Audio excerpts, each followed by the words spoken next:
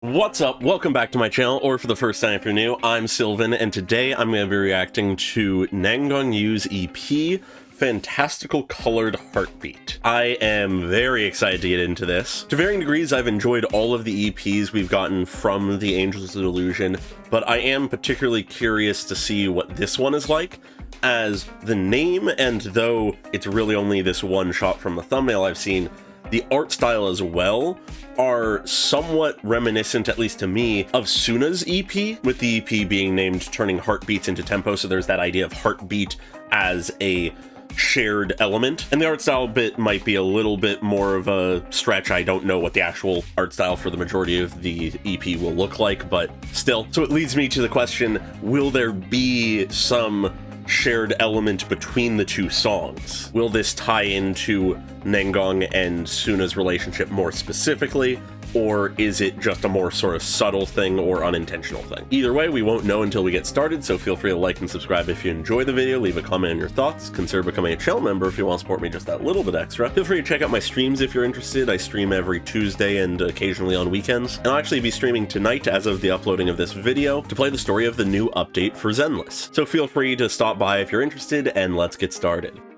What kind of song do we got? Okay, the train. Ooh.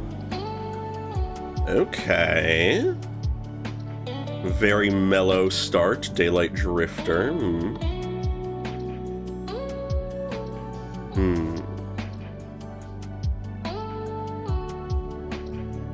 The framing of this is quite interesting so far.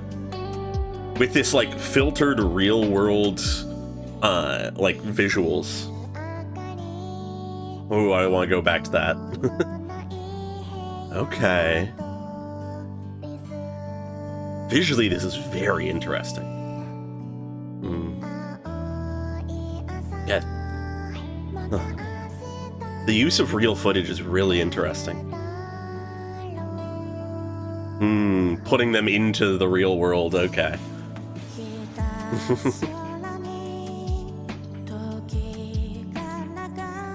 Huh.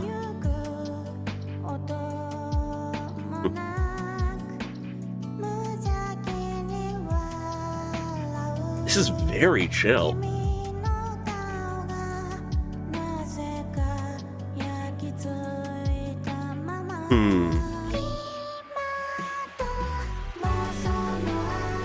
Okay. There's a lot of little things in here. This is, ooh, the guitar. I love the sound of that. I'm not alone anymore, huh?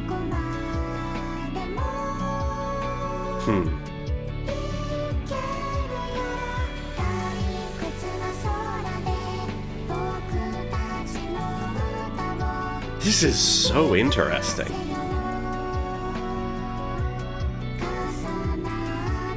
Gentle heartbeats falling into one soft flow. Huh.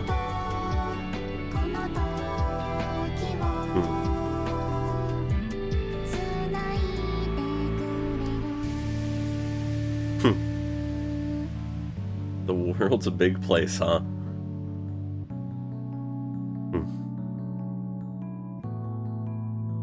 Wherever we roam.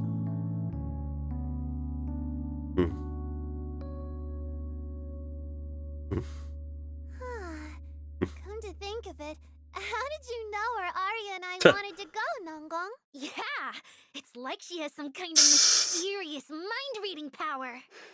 It's a secret. Did she? Now that you've had your fun, you'd better practice hard once we're back. Uh-huh, The Delusions are still waiting for our next show. Yes, Captain! Did she hire someone to spy on them? This is such a chill song. I didn't quite expect it, but I really, really like it. It hits something for me. In the lyrics, it definitely seems like it's tying more generally into the Angels of Delusion once again. This idea of letting their song echo across the empty cosmos, like the line right here. This idea that they'll continue to roam, continue to travel, continue to be in search of their goal, striving for their dream, no matter how big the world is. There is also some more personal elements, I think. The main sort of semi-narrative element of the EP is this sort of to-do list that Nangong has built, starting with taking Suna for a stroll by the river, then taking Arya on a Ferris wheel, and then heading to the aquarium to say hi to the jellyfish, each one tying back to one of them in some way. Obviously, the first two are things Nangong are doing with Suna and Arya for them in a way, something that they would want to do that she does, which inevitably shows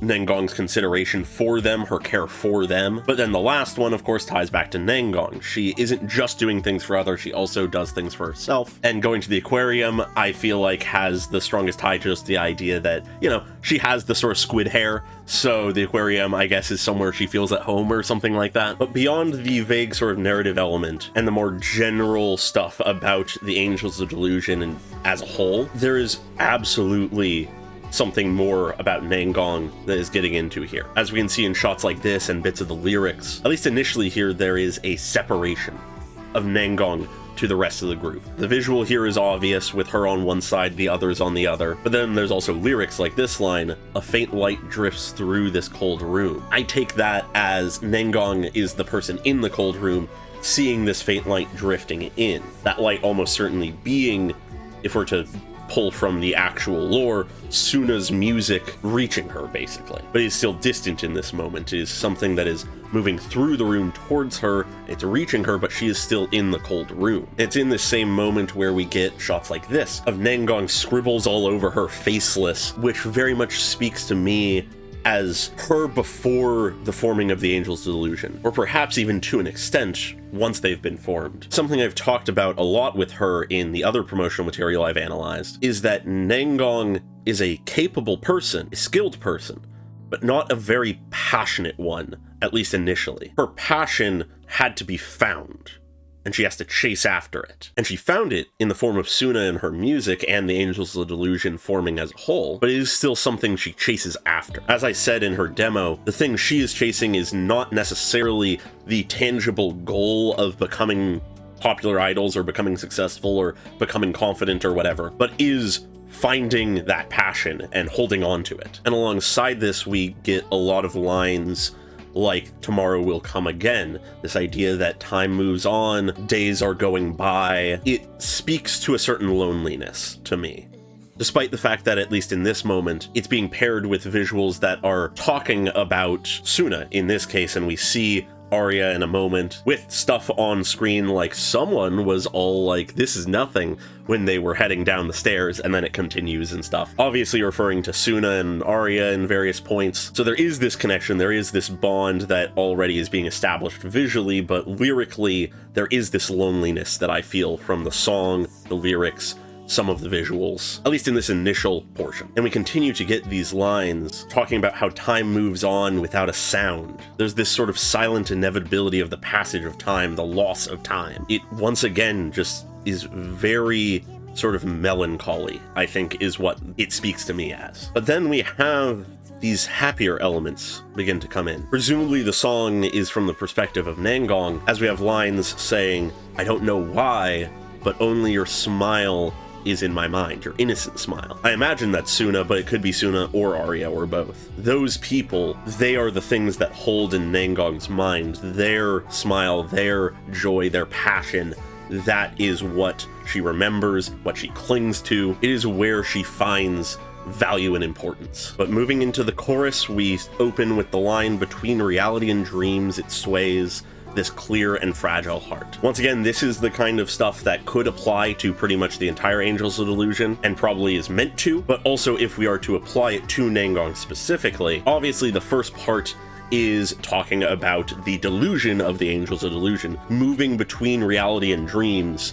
That's sort of what a delusion is, but it being the clear and fragile heart. If that is Nangong's heart in this case, it is interesting because it emphasizes the fragility of her. She is expressed to be confident, capable, skilled, trusted by her friends and allies to do the things they cannot, as we saw in her trailer. But if this is to apply to her, it is acknowledging she is not unstoppable. She is not unbreakable. Even if the exterior is one of confidence and bravery and whatever else you want to call it, the inside, the heart itself, is fragile. But the descriptor of clear alongside that is interesting to me because I can take it in a lot of different ways, I think. The first thing I think of with clear is you can see through it. With it combined with fragile, I think of glass, but if you take that further, what does it mean to be able to see through something? In one sense, it could be that she wears her feelings and emotions on her wrist. She does not hide them. They are clear as day. But at the same time, there's sort of the opposite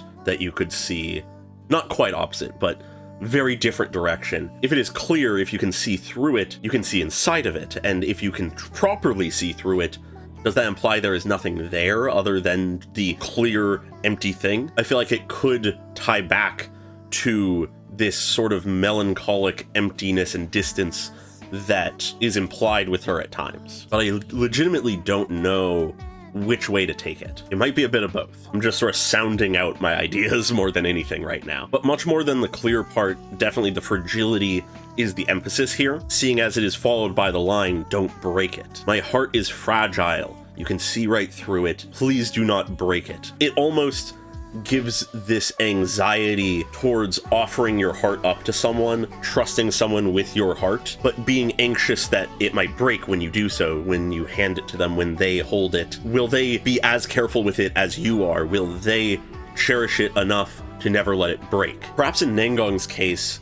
this is speaking to her internal anxieties. Once again, though she appears confident and capable, it is possible that that is much more of a facade that she puts up to not reveal her inner fragility, to protect the fragile inner emotional self that then inevitably begins to be exposed as she forges these bonds with Arya and Suna, begins to chase this dream with them, is forced to express those passions. And I think that is backed up with the following line, "I am not alone anymore." I am anxiously, carefully, worriedly exposing this clear, fragile heart because I have this trust in those I am with.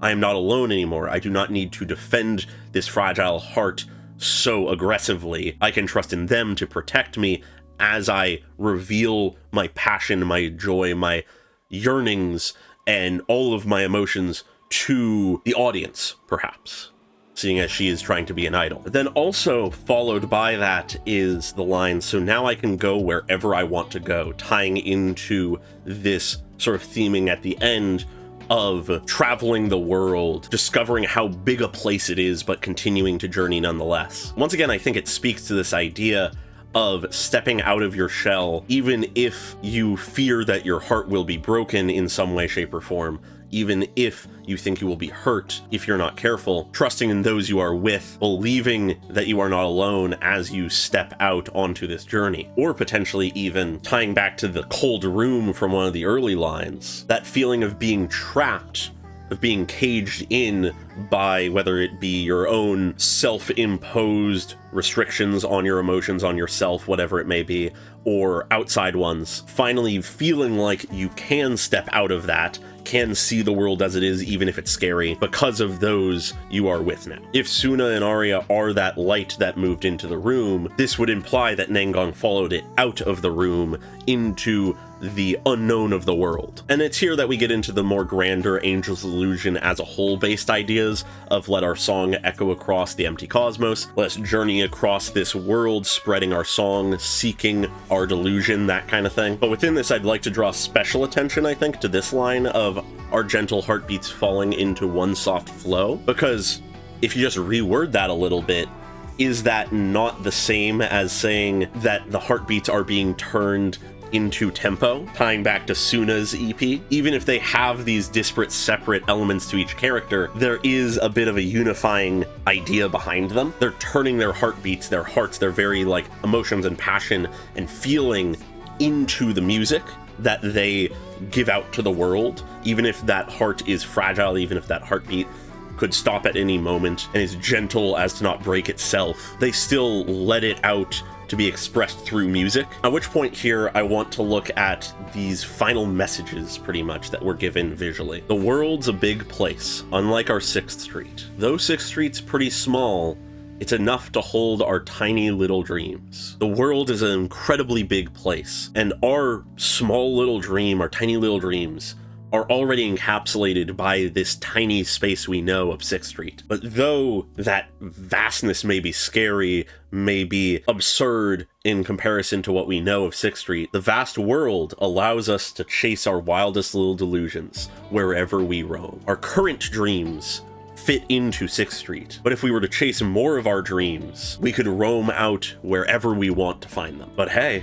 when it comes to traveling, as long as the angels of delusion are together, we can go anywhere in the world. No matter how big the world is, no matter how vast the empty cosmos are, when they're together, they can make it anywhere. No matter where their delusions lead, they can chase after them. It's summing up the ideas of the song and just the angels of delusion as a whole. And after that, we just get a fun little snippet of Suna, Arya, and Nangong chatting for a moment, talking about the day they just had, but it's pretty straightforward, so I'm not going to worry about it too much. Instead, before I finish this out, I want to touch on the visuals again, and also just the music, because something about the mix of the song and the visuals really strikes a chord for me. It really resonates in some way that I didn't expect. Something about the blending of real world visuals with predominantly this sort of line art outlines of Nangong and the rest of the angels really is just this incredibly strong visual. And it being with all this film grain and sort of